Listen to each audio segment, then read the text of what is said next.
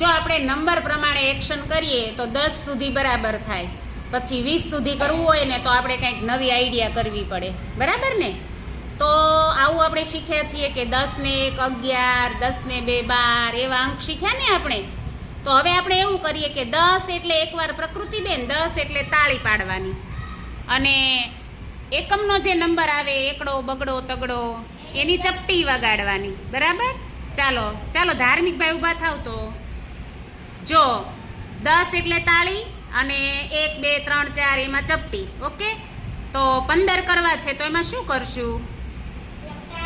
હા, very good, કરીને બતાવો તો. હા,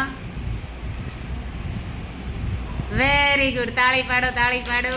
ચાલો હર્ષિલભાઈ ઊભા થાવ. તો 12 કરો તો